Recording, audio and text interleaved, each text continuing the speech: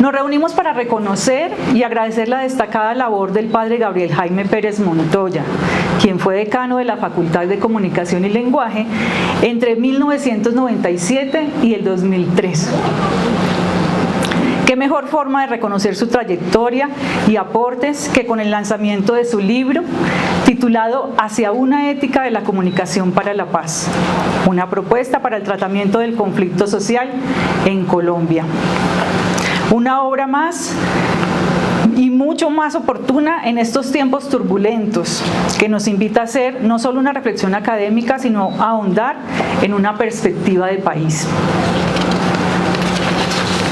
Para dar inicio, vamos a escuchar unas palabras de nuestro decano, el doctor Juan Ramos Martín, quien se dirigirá a ustedes.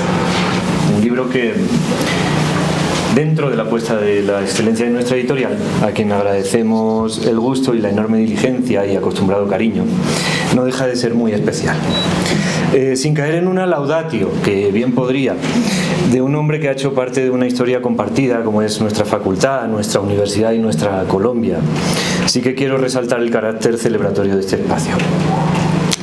Presentar el libro de Gabriel Jaime es amplificar la voz de un barranquillero con profunda raigambre comunicadora y espíritu conciliador.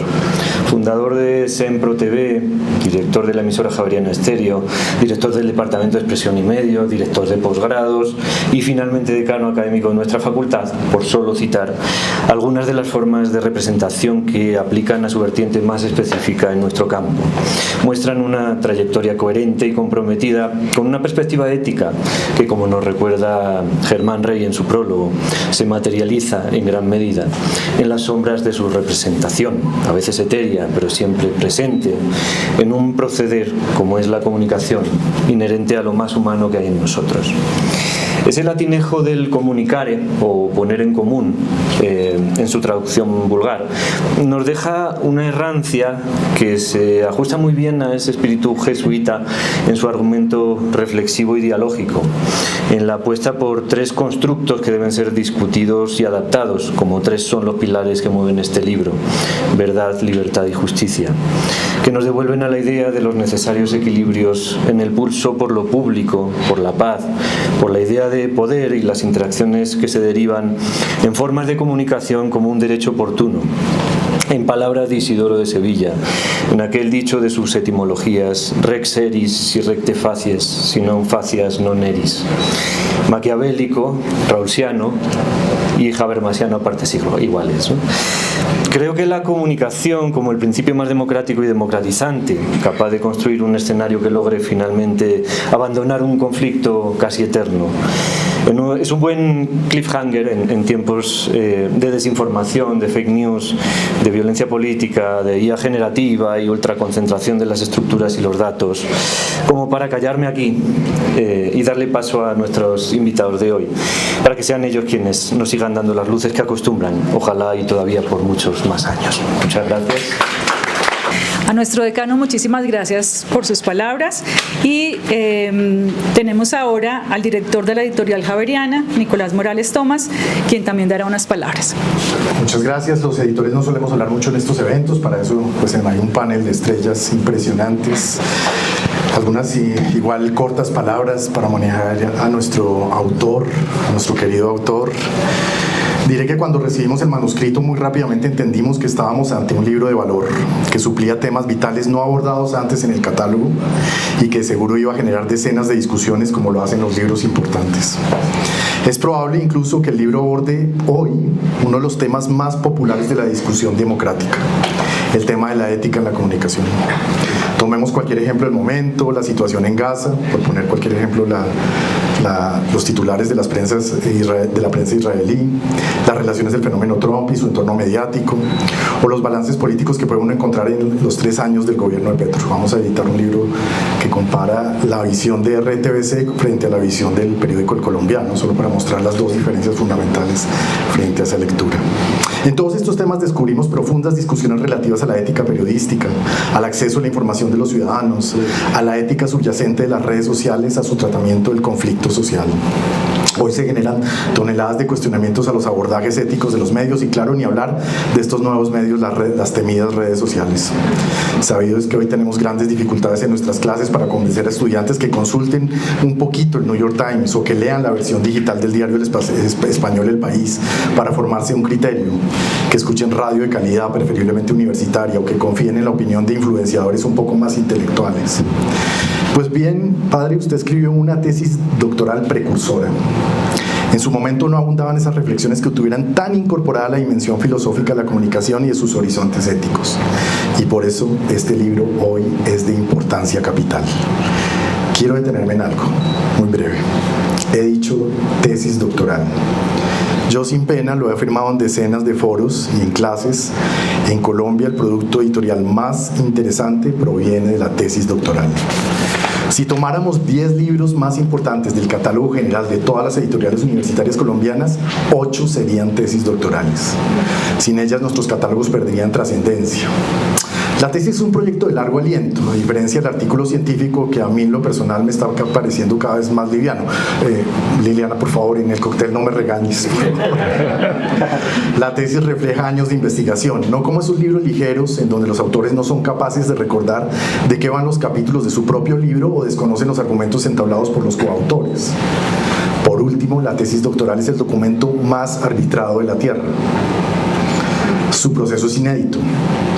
Les recuerdo a esta audiencia quiénes rondaron este libro, esta tesis, como jurados o asesores.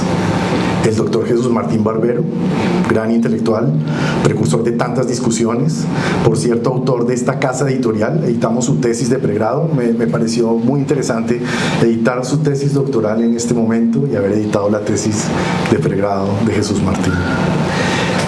Segundo, el profesor Guillermo Hoyos, uno de los grandes pensadores del siglo XX, profesor de nuestra universidad y también autor prolífico de la casa, pues era un autor que no se dejaba de editar, pero es un autor de la casa. Y para rematar, el profesor Germán Rey prologa su libro.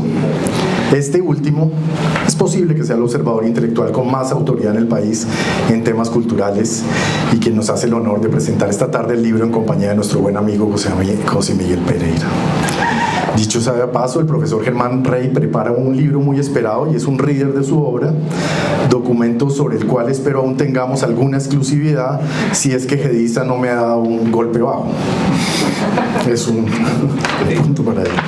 Amigos, estamos hablando de los 3 académicos más prestigiosos de nuestra era en los temas de comunicación. Repito, Barbero, Hoyos, Rey. ¿Qué tándem tan increíble usted ha reunido, padre?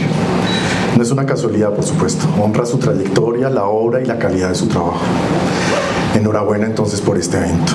Por último, este libro fue presentado inicialmente en su versión impresa en la última Filbo con gran recibimiento. Muy pronto los lectores dispondrán de su versión digital en las plataformas Amazon, EBSCO, Digitalia y Google Books. El proceso editorial estuvo a cargo de Marcel Roa, editor general de la universidad. El padre me ha preguntado tímidamente cómo se está vendiendo el libro. Y yo menos tímidamente le he dicho muy bien, padre. Le aseguro que a comienzos del otro año no tendremos ejemplares. Y el problema será entonces para el decano de comunicaciones, a quien por cierto hoy quiero agradecer su compromiso con este proyecto editorial. En realidad la facultad es la gran patrocinadora de esta obra. Y gracias a todo su equipo, María Elvira Correa también, especialmente por la preparación de este evento. Al final del evento los asistentes encontrarán el libro con un increíble precio. Y lo mejor, solo por hoy me han dicho que el autor firmará los libros. Muchas gracias. Celebrar la trayectoria, los aportes que el padre Abraham Pérez le ha hecho a la comunicación en Colombia y en América Latina, y especialmente en este tema. Se mencionaron en la presentación de nuestro decano y de Nicolás algunos aspectos, algunas tareas, cargos que ha realizó el padre Gabriel Pérez en toda su trayectoria. Yo lo conocí en los años 80 cuando vine a estudiar, y qué fortuna hoy que ambos fueron mi profesor, o mis profesores en la carrera de pregrado aquí en Javeriana. Bueno, muchas anécdotas sobre todo ese proceso, y por ahí también vi al padre Valencia, con saludo, y fue parte de toda esa historia. Muy bien, entonces para recordar un poco, el padre Vladimir Pérez es licenciado en Filosofía y Letras, magíster en Teología y doctor en Filosofía de la Universidad Javeriana. Fue integrante del grupo de jesuitas fundadores de Sempro Televisión, como se dijo, en el año 79 al 83. En esa época, padre, creo que la carrera quedaba en el último piso de la biblioteca, si no estoy mal, por ahí estábamos. Y ahí se hicieron muchos programas para Sempro Televisión, recuerdo eso.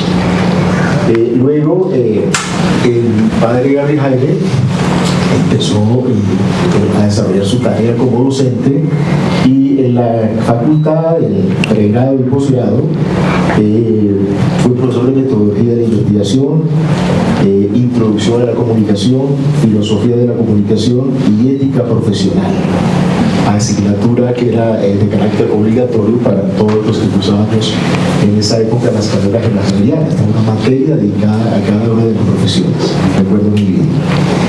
Fue director del Departamento de Expresión y Medios. Entre el 84 y el 2003 también fue director de posgrados. Y aquí una cuestión muy importante, junto con el padre Joaquín Sánchez, fue el creador, con un grupo de profesores como el profesor Germán Rey, el profesor también Germán Muñoz González, Jaime Rubio, también lo recordaba mucho, Mariluz Restrepo, recuerdo, crearon la maestría en comunicación, ¿sí? Maestría que ha hecho un enorme aporte al país, y creo que ya superamos los 200 egresados que están haciendo investigación y que también están haciendo docencia, son directores de programas de pregrado y posgrado en Colombia. Creo que esa historia está por escribirse, ¿no? En estos días leí un libro sobre la historia de la Facultad de Estudios Ambientales y Rurales. Una vez con la profesora Nancy Aguirre, que no sé si está por allí, dijimos vamos a proponer la posibilidad de hacer y de escribir la historia de la antigua Facultad de Comunicación Social, hoy Facultad de Comunicación y Lenguaje. Así que de pronto, señor decano y la editorial, ahí tenemos un trabajo enorme por hacer.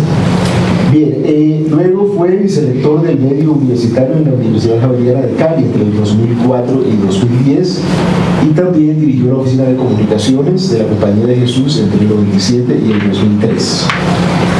Fue el rector del Colegio Jesuita San José de Barranquilla del 2011 al 18.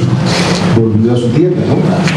A Curramba, volvió a Barranquilla, a Padre Pérez, y a mí me encanta un poco la historia que hemos venido recordando por estos días, porque yo decía, vamos a asistir al lanzamiento del libro del Padre Pérez, quien es defensor acérrimo del costeñol. Entonces, tenemos un montón de anécdotas y de palabras, como por ejemplo en una época con Manuel Vidal Noguera, recuerdan a Jaime, estábamos conversando sobre la palabra majagua, y fue Manuel al computador, buscó el significado de majagua y decía árbol frondoso que nace de la orilla del río, ¿no? Y el padre Pérez y yo le digo, no Manuel era Rosario. Y le digo, no Manuel, majagua significa costeño sediento. Porque me decía, más agua, por favor. Agua, por favor. Entonces, y así miles de admiración del padre Pérez. Y bueno, ya que está también por acá, ¿por qué no recordar allá en el Valtierra, hoy que está a punto de ser transformado, ¿no? Recuerda, Gabriel Jaime, las empanaditas con el padre Valencia, era impajaritable los viernes en la tarde. Bien, el padre Gabriel Jaime ha invitado al profesor Germán Rey a que haga el prólogo de su libro, y también Germán Rey ha sido un asesor continuo, permanente, profesor de la facultad, investigador. Le estábamos preguntando ahora cuántos libros ha publicado, y dice, creo que ya hace los 30, hace 30. Y el libro que Nicolás quiere editar en este momento tiene 800 páginas.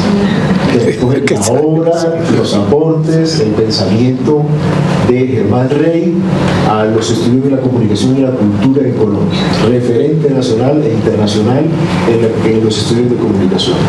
Entonces, pues, le pregunté a Germán, bueno, ¿qué digo de ti, cierto? Y me dice Germán, solamente diga que soy profesor hace 40 años de la Universidad Javeriana. Yo dije, bueno, no diré nada más. Germán tiene un largo recorrido, todos lo conocemos, así que, profesor Germán, le cedo la palabra para que usted nos ayude a presentar y a comentar el libro del padre Gabriel Jaime. Muy bien, muchas gracias. En primer lugar, quiero agradecerle a Gabriel Jaime que me haya propuesto hacer el prólogo de su libro. Eso era un peligro, porque yo soy un lector miope, en todo el sentido, y con una miopía acendrada. Pero las circunstancias hacen que los miopes tengamos algunas virtudes. Una de esas virtudes es ver aquello que otros no ven, y que de pronto salta y en la vida corriente y por supuesto en la escritura de los libros. También Gabriel Jaime me permitió con tu prólogo, yo creo que cerrar un periodo de prólogos. Eso hay un momento en la vida en que uno le empiezan a pedir prólogos. Eso está todo sistematizado. Y prácticamente hice buena parte de los prólogos de una generación de investigadores y de comunicadores de esta universidad. Ya mirando las cosas con una distancia, uno se da cuenta del privilegio de haber hecho ese trabajo y de haber sido solicitado por sus autores. Y creo que en el momento en que se haga esa historia de la facultad, se podrá muy claramente mostrar las tradiciones del pensamiento de los que forma parte este libro. Ha habido una historia del pensar, de la comunicación en esta facultad. Ha tenido temas diversos, pero que se juntan cuando uno los ve en una perspectiva más unitaria. La mejor suerte para un libro, no sé si esto es verdadero o no, es que lo que dice ese libro se vaya potenciando en el tiempo. Los libros también son miopes y estrábicos. Quiero decir que hay libros que nacen empujando de una manera bellísima y que a los 2 años se difuminan en las sombras. Hay libros que nacen y que permanecen casi en el anonimato hasta que le llega su hora y su momento.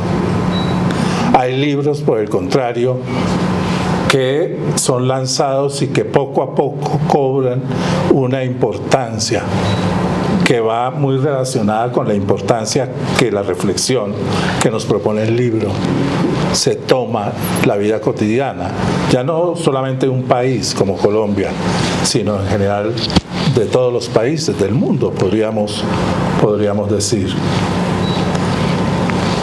Este es un libro que yo creo va a tener cada vez más importancia, en el sentido de que no es un libro coyuntural, no es un libro episódico, es un libro que trabaja un tema central y fundamental para la comunicación y en general para el conocimiento, y es arriesgar una discusión sobre las perspectivas éticas en juego y cómo esas perspectivas éticas se resuelven, se hacen en países en conflicto, con tanto sufrimiento, con tantos dolores de tantas gentes anónimas o no, y con el tema de la paz. Parecería entonces que este libro nos resuena en el alma cuando estamos advirtiendo todos los temas que están sucediendo en el mundo. Bien, hace un tiempo el presidente Gustavo Petro decía que Habermas debía ser estudiado en todas las facultades de comunicación. Lo que quizás no sabía o no le habían dicho sus asesores era que Habermas había sido estudiado en las facultades de comunicación por lo menos desde hacía 30 años. Habermas escribe Conocimiento e Interés en el 67 y después escribe La teoría de la acción comunicativa en el 81 creo. Y desde ese momento se convirtió él y sus libros en un pensamiento que estuvo vivo en las facultades de comunicación de América Latina y concretamente de Colombia. Y es uno de los autores que piensa Gabriel Jaime y que está expuesto en su obra. Debo advertir que el profesor Habermas acaba de publicar un libro de 1500 páginas. Él sí tiene derecho a escribir libros de 1500 páginas. Yo realmente estoy muy sobrecogido por el hecho de que mi libro resulte tan grande, y al libro lo he llamado el mamotreto, porque los mamotretos eso no lo lee nadie. Mamotreto, pero no ladrillo. No, espero que no pesen mucho. Los editores han sabido hacer cosas maravillosas, como hacer libros que podrían ser ladrillos y que son evanescentes. Tienen esa virtud por los conocimientos que tienen, entre muchas otras cosas, de las texturas del papel, etc. Bien, entonces lo fundamental creo yo, una de las cosas fundamentales del libro de Gabriel Jaime es que no es un libro de teorías éticas. Podría serlo. Hay una magnífica síntesis de pensadores de la ética contemporáneos, pero no es específicamente eso, sino de relación de la ética con la comunicación. Es problematizar los significados éticos, los requerimientos, las demandas éticas que tiene la comunicación, tanto en su planteamiento conceptual como sobre todo en su acción.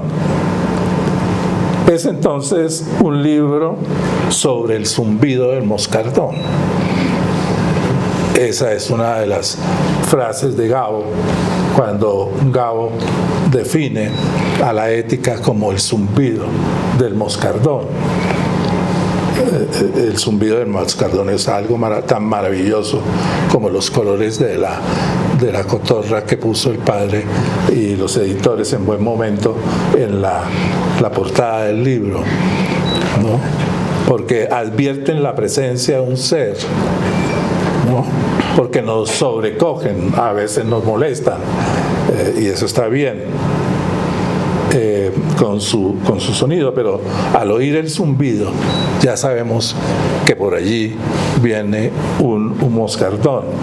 Es el zumbido del moscardón. Hay ahora zumbidos necesarios, ya fueron enunciados con anterioridad. El zumbido de la desinformación, el zumbido de las redes sociales, el zumbido de las plataformas informativas virtuales, el zumbido de la relación entre guerra y paz.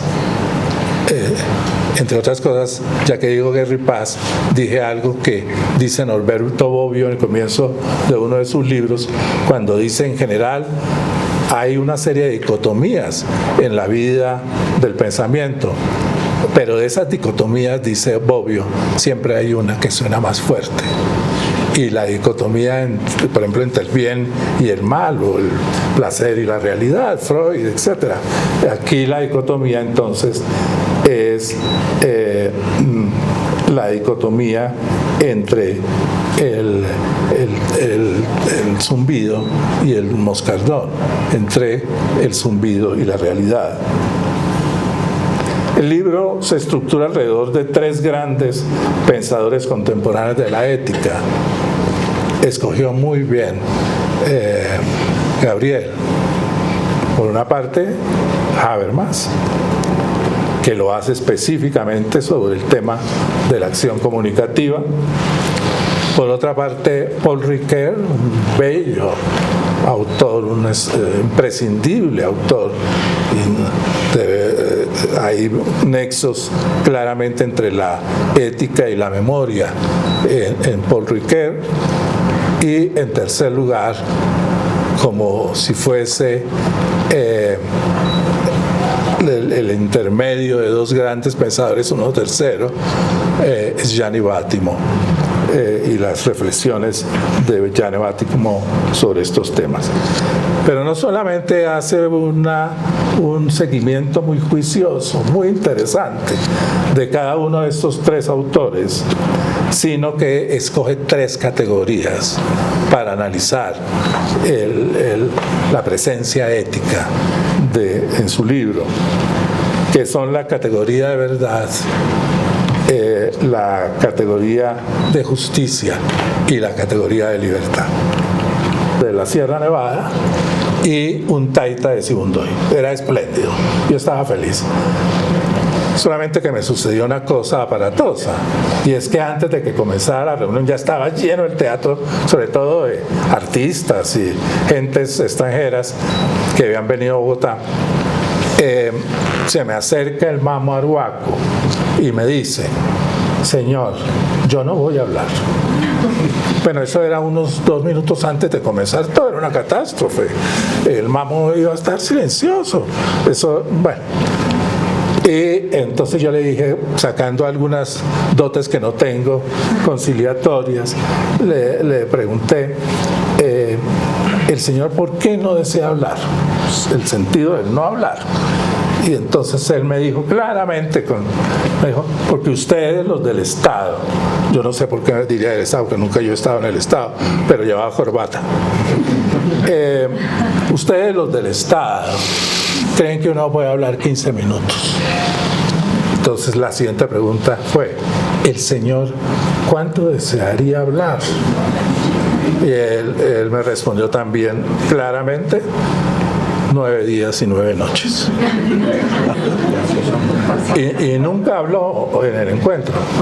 Él iba con un niño que se sentó a sus pies, con un cuadernito, y el niño iba leyendo del cuaderno, mientras el Mamo, muy serio, permanecía en silencio. Bueno, duraríamos 9 días y 9 noches, padre, para dialogar sobre su libro, sobre las intenciones de su libro, etcétera. Pero quiero decir unas cosas finales ya y hacerle una pregunta. La categoría de verdad la une usted a la de veracidad con relación al sentido. La categoría de libertad con la libertad de expresión en coherencia con la responsabilidad social. Y la categoría de justicia como participación equitativa en los procesos sociales que implican el ejercicio del derecho a la comunicación como un derecho de todos. Pues le digo que me he encontrado, cuando he analizado en los últimos años el tema de los medios digitales en América Latina, en 19 países, que hoy están en cuestión. Esos 3 puntos que usted señala están siendo problematizados. ¿Qué es verdad? ¿Cuál es la intención de verdad de los medios? ¿Cómo decimos la verdad? Pero también, ¿hasta dónde van las libertades? ¿Son libertades absolutas? ¿Son libertades de algunos? Es decir, que las 3 categorías que usted presenta en su libro son categorías que están hoy en día en la cabeza, en el oficio, en la boca de los medios nativos digitales. Para finalizar,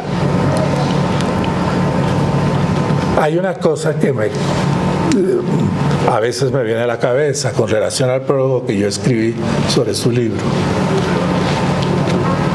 Y es que yo comienzo y termino el libro con un dios pagano.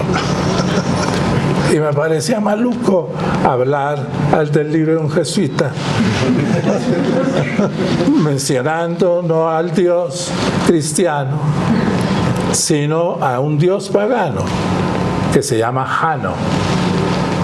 Pero debo confesarle que es que a mí me encanta ese Dios y que no lo creo sin una versión del Dios, que hay muchas versiones del Dios y que los romanos se inventaron este Dios, que era el Dios de las puertas, por ejemplo, el significado de lo que significa un Dios de las puertas, por donde uno entra, por donde uno sale. January.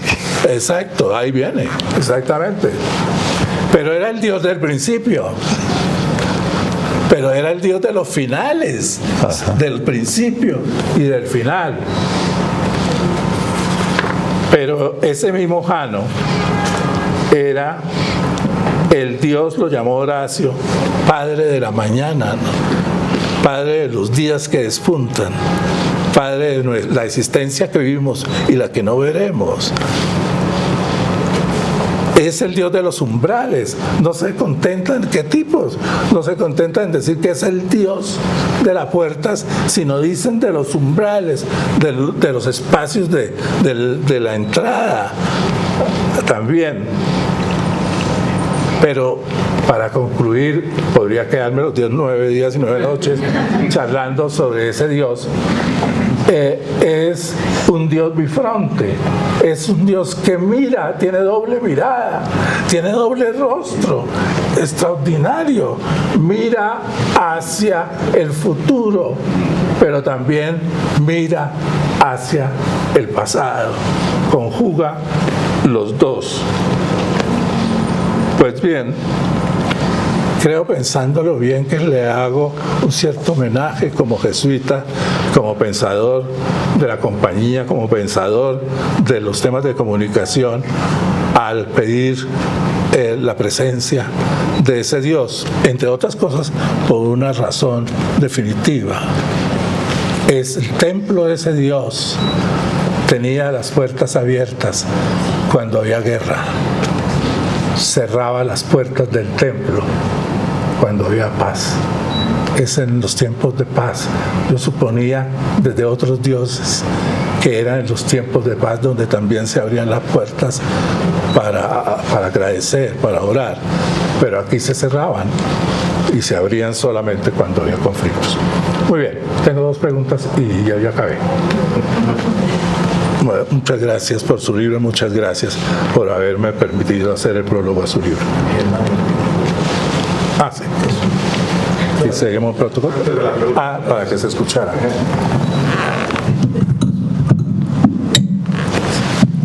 Esto tiene que ver con la primera afirmación, que tu libro permanece y crecerá con el tiempo. Y ese es mi punto de vista.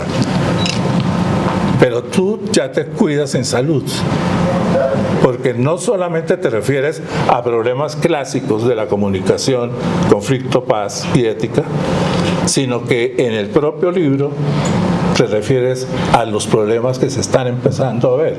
¿Cómo ves la potencia de tu libro en las perspectivas de los nuevos problemas que estamos viviendo en la comunicación? Esa es la primera, y después una segunda.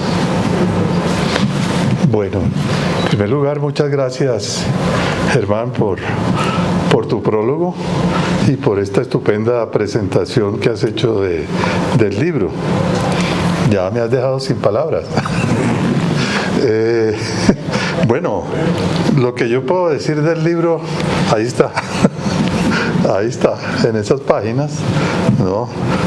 Yo recuerdo que alguna vez Federico Fellini, el gran realizador italiano de cine, de la nueva ola del cine, pues decía que los comentaristas de cine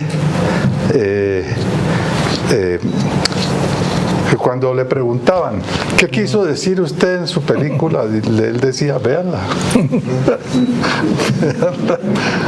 Vean la película. Entonces, ¿qué quiso decir usted en el libro? Pues lean el libro. Ahora, sobre la pregunta que me haces, yo en el libro hice un posfacio. Sí, ¿no? Es eso. En ese posfacio es lo contrario de prefacio. El postfacio viene después, ¿no? Y entonces, precisamente por sugerencia de Marcel Roa, que está aquí presente, que fue mi corrector de estilo en la editorial javeriana, me dijo, ¿por qué no hace, padre, un postfacio para actualizar un poco lo que usted escribió hasta el 2007? Porque en el 2007 fue cuando yo sustenté mi tesis y de ahí venía como la idea de publicar el libro. Entonces, en la última parte del libro hay un postfacio en el cual yo digo lo siguiente, dentro del postfacio. Hay tres, y me baso en un autor muy conocido actualmente, venezolano, que se llama Moisés Naim, que escribe en El País, en varios periódicos, y que fue citado por la última el último documento universal de la Compañía de Jesús sobre el estado de la compañía, informe sobre el estado de la Compañía de Jesús en 2023, curiosamente fue citado Moisés Naim, y él habla de tres fenómenos con repercusiones significativas en los procesos de comunicación y en el funcionamiento de los medios de información y opinión pública en la actualidad. Este artículo es, esta cita que hago es de un libro de él que se llama La revancha de los poderosos, publicado en España en 2022. Dice: el populismo. Voy a permitirme leer solamente estos tres parrafitos. El populismo, que vacía de contenido el ejercicio auténtico de la voluntad popular, debilita las organizaciones cívicas, elimina la función de los partidos políticos como canales de programas alternativos en elecciones libres y adquiere un carácter demagógico en favor de la figura de un autócrata que pretende ser el auténtico intérprete de la voluntad del pueblo y el único que lleva o que puede llevar a la práctica los deseos populares mediante el uso personalista del poder político. El autócrata hace todo lo que esté a su alcance para conservar el poder indefinidamente. Segundo, la polarización de la sociedad, a la cual me he referido anteriormente, que es el instrumento más efectivo del autócrata para conseguir el apoyo de seguidores que actúan como hinchas irracionales de un equipo deportivo, que pone fin al auténtico debate de ideas y que se caracteriza en que el autócrata expresa claramente el programa único de gobierno y su palabra marca un rumbo que nadie puede poner en duda. En este sentido, la suya se convierte en la única voz, la única cara del gobierno y del Estado, y los ciudadanos y organizaciones que no pertenecen a su fandom, es decir, a su fanaticada, al dominio de sus fans, son considerados enemigos a neutralizar o en algunos casos a eliminar. Y el tercer fenómeno es la posverdad, que es la mayor amenaza a la transformación social. En la era de la posverdad prevalece la confusión conceptual y por consiguiente desaparece la claridad del pensamiento. Se abre paso la desinformación, que provoca la difusión incontrolable de noticias falsas y teorías conspirativas que distorsionan la realidad. Este fenómeno alcanza tal capacidad de manipulación que puede bloquear sistemáticamente el conocimiento y la difusión de la verdad sobre lo que ocurre en el ámbito político.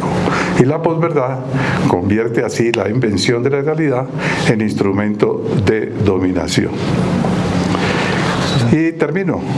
En medio de un ambiente, más adelante digo, en medio de un ambiente de tendencias populistas, de polarización política y de posverdad, que incluye además el fenómeno del desarrollo de la inteligencia artificial ligado a las tecnologías actuales y próximamente futuras de la información y la comunicación, cuyo uso puede ser constructivo o destructivo, dependiendo de cómo sea usado o empleado en relación con los valores de la verdad, la libertad y la justicia, sigue teniendo actualidad en el país la pregunta por una ética de la comunicación para la paz. Entonces, no sé si esto responde a tu pregunta. Sí, sobre todo los 8 días que nos quedan todavía de conversación. Sí. De conversación. Pero la última pregunta, Javier, es esta. Ya la dijeron, es que todo lo dijeron aquí de pie al comienzo. Tu tesis se convirtió en un ícono, se hablaba de la tesis, ya va a finalizar la tesis, y etcétera, etcétera. Se hablaba de eso en la facultad, claro. Pero me encantaría saber, dos de los interlocutores que tuviste, que ya no están, que están en sus obras, ¿en qué te insistía el profesor Martín Barbero? ¿En qué te insistía Guillermo Hoyos? Yo quisiera saber hoy, por lo menos que nos dieras alguna pista de las insistencias de ellos en tu tesis. Bueno, Jesús Martín Barbero fue uno de los asesores que tuve en la elaboración de mi tesis. Continuamente lo consultaba y le mostraba lo que estaba escribiendo. Y recuerdo que él su famosa obra de los medios a las mediaciones, que es como la obra principal de él, pues fue para mí de mucha inspiración, en la que pues él me enseñó mucho y me decía que pensara ante todo en los procesos, ¿no? Más que en los resultados, ¿no? Qué bien. Bueno, y en ese sentido, los procesos de comunicación que pasan por una cantidad de mediaciones que no solamente son los medios, sino que es todo lo que constituye la cultura, ¿no? Claro. Bueno, Guillermo Hoyos, que fue el director de mi tesis, yo lo escogí como director de mi tesis, cuando era aquí director del Instituto Pensar en la Universidad Javeriana, aunque él fue mucho tiempo profesor de la Universidad Nacional, ex jesuita, tenía toda la formación jesuítica también. Él me insistía mucho en la parte crítica. Él era un crítico total. Entonces, yo tomé varios seminarios con él y me acuerdo que tomé un seminario sobre Habermas con él en el doctorado, en los estudios de doctorado, y él fue el que me impulsó a profundizar sobre Habermas. Era uno de sus autores centrales, preferidos, ¿no? Claro. En cambio, Jesús Martín Barbero me invitó a profundizar sobre Bátimo. Yo empecé a escuchar de Bátimo a través de Jesús Martín Barbero. Yo no lo conocía. Cuando él nos hablaba de la sociedad transparente y de todo esto del pensamiento débil, el pensiero débil, y todas esas cosas, pues me llamó la atención. Bueno, voy a ver cómo confronto a Habermas con Bátimo, y se me ocurrió recurrir a Ricoeur.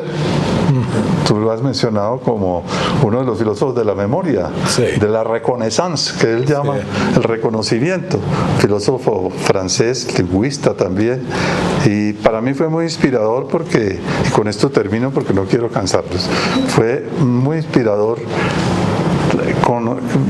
leer especialmente esa obra de Ricoeur que se llama Sí mismo como otro. Fue una de sus últimas obras en donde él define la intencionalidad ética como la búsqueda de la vida buena. Evoquemos a Aristóteles, la búsqueda de la vida buena, no solo, sino con y para los otros, con y para los demás. Y termina en instituciones justas.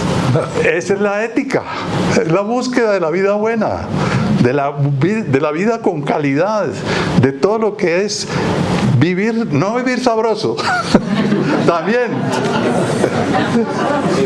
también vivir sabroso, pero vivir sabroso éticamente, constructivamente, no destruyendo. Buscar con los demás esa vida buena, pero en el marco de unas instituciones justas, es decir, del reconocimiento de los derechos de todas las personas, empezando por las más necesitadas física, emocional, espiritualmente, empezando por los pobres. Entonces, en ese sentido, pues yo creo que me ayudaron mucho. Muchas gracias. Aportes de Guillermo Hoyos y de Jesús Martín Barbero. Sí. Y recuerden que para el caso de Ricoeur, todavía leemos un texto de Hegel que se llama La vida es un relato en busca del narrador. Así que lo que los comunicadores hacemos es contar historias visuales, en una fotografía o en las redes. Ese es un texto que todavía seguimos leyendo en la carrera. Y creo que Jesús, ¿se acuerda que yo escribí un texto sobre Jesús Martín Barbero? Lo llamé el maestro de maestros. Y descubrimos con otro profesor que se llamó Barrincón, lo bautizamos como era un gran tuitero. Porque Jesús decía, por ejemplo, hay que perder el objeto para ganar el proceso. Artículo seminal en la revista Signo y Pensamiento. Y después incluyó otra frase, varias, entre otras, y incluyó otra que decía, hay que meterle más país a la universidad, a la investigación, ¿cierto? Entonces, hacer más investigación implicada, menos investigación aplicada. Frases que nos movieron mucho. Muy bien, para cerrar entonces, yo quería subrayar 2 o 3 cosas de la lectura que hice del libro del padre Gabriel Jaime Pérez. Uno, además de las 3 categorías que subraya Germán, uno, el análisis del papel de los medios de comunicación como narradores de la vida, de lo social, sí están comprendiendo el conflicto, las violencias y las exclusiones en las que habitamos. Me parece fundamental la manera como abordas el tema del análisis de los medios de comunicación.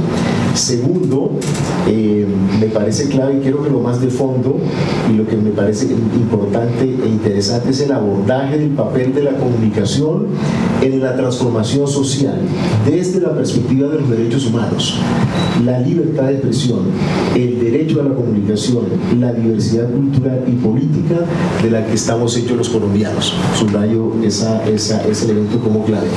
Y para, digamos, ampliar un poco esa ventana que abres en tu apartado final del texto, ¿cierto? Uno podría preguntarse, hoy la ética de la comunicación, porque se está preguntando, y encuentra uno unos temas absolutamente específicos e interesantes. Solo por mencionar algunos, el tema de la veracidad, la integridad y la lucha contra la desinformación en la que estamos habitando, la transparencia, la rendición de cuentas y la responsabilidad de los medios, el respeto, el diálogo constructivo y la comunicación no violenta, el tema de la privacidad, ¿cierto? El consentimiento y la protección de datos, de la que cada día tenemos y muchas dificultades hoy.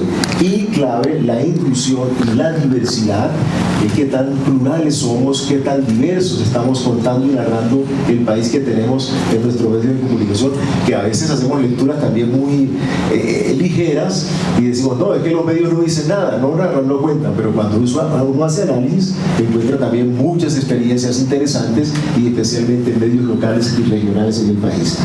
Temas claves que sugieren a UNESCO para investigar e indagar sobre la ética de la comunicación: lucha contra la desinformación y noticias falsas, protección de datos personales y la privacidad, acceso a la tecnología, esto es para combatir la brecha digital, la inteligencia artificial, temas como la transparencia y la no discriminación, la seguridad digital y el derecho en línea y la libertad de expresión versus el discurso del odio o de la cancelación en el que estamos habitando hoy, ¿cierto?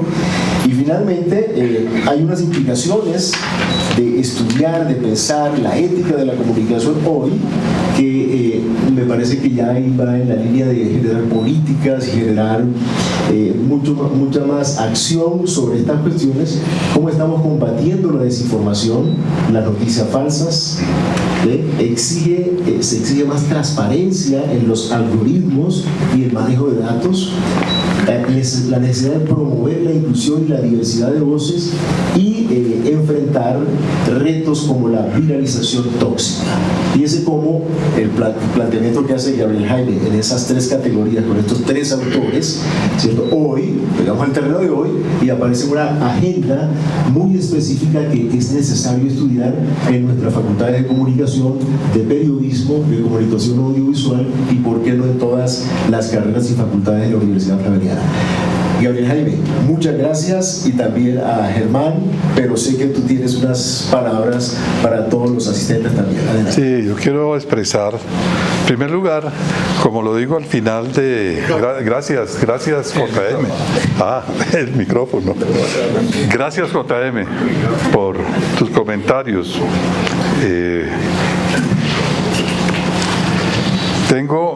Quiero expresar mis agradecimientos, como lo digo al final de la introducción del libro.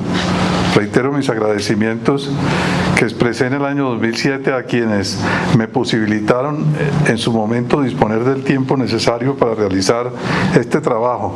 Los entonces rectores de la Pontificia Universidad Javeriana, ya fallecidos, Gerardo Arango y Gerardo Remolina. Este último falleció muy recientemente este año. E igualmente, y aquí sería necesario hacer una mención especial, lo hago. Joaquín Sánchez, mi gran amigo, con quien compartí el trabajo en la Facultad de Comunicación, el padre Joaquín Sánchez, también fallecido en el 2021. Entonces rector de la seccional de Cali de esta universidad, donde trabajaba cuando terminé y sustenté dicha tesis, por su apoyo y constante estímulo para desarrollar y llevar a cabo esta empresa intelectual. Asimismo, al entonces decano de la Facultad de Filosofía, padre Vicente Durán, de la Compañía de Jesús, hoy rector de la Pontificia Universidad Javeriana en Cali, y a los profesores del programa de doctorado de la Facultad de Filosofía. Merecen también de manera especial la reiteración de mi reconocimiento y agradecimiento a los doctores Jesús Martín Valvero por sus orientaciones iniciales y Guillermo Hoyos Vázquez por su asesoría como director de la tesis. Y además, ayer escribí esto otro que quiero expresarles. Quiero manifestar también mi agradecimiento al Consejo Académico de la Facultad de Comunicación y Lenguaje, que siendo presidido por su anterior decana, mi eminente exalumna Marisol Cano, aquí presente, aprobó la publicación de este libro y lo presentó para tal efecto a la editorial Javeriana. Asimismo a Nicolás Morales Tomás, director de la editorial, y a Marcel Roa, quien como integrante de ella realizó muy cuidadosamente la corrección de estilo. A Germán Rey, ex colega de docencia en la facultad, quien gustosa y diligentemente accedió a mi solicitud para que escribiera el prólogo y que además ha hecho la excelente presentación del libro en el evento que hoy nos congrega.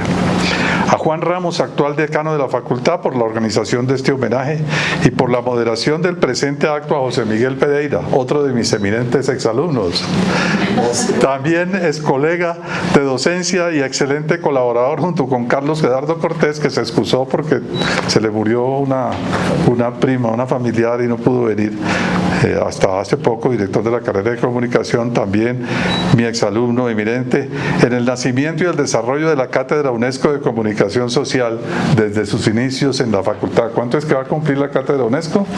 30 años. Finalmente, mil gracias a ustedes, a mi hermano Carlos Alberto aquí presente, residente en Bogotá, a mis compañeros jesuitas, a los profesores de la facultad y demás colaboradores de la universidad, a mis amigas y amigos que asisten a este evento, entre quienes también hay varias y varios ex colegas de docencia, así como eminentes exalumnas y exalumnos de la facultad, por su compañía y su muestra de aprecio al hacerse presentes. Y sé que me acompañan desde la distancia otras personas que no pudieron venir por distintas razones. Como decía Pedro Vargas, muy agradecido, muy agradecido, muy agradecido. Bueno, muchísimas gracias al padre Gabriel Jaime, a los profesores Germán Rey y José Miguel Pereira por esta enriquecedora charla, esta conversación tan emotiva. Muchísimas gracias, los invitamos ahora a una copa de vino y también, un dato muy importante, quienes quieran adquirir el libro a las afueras del recinto lo pueden adquirir. Muchas gracias a todos.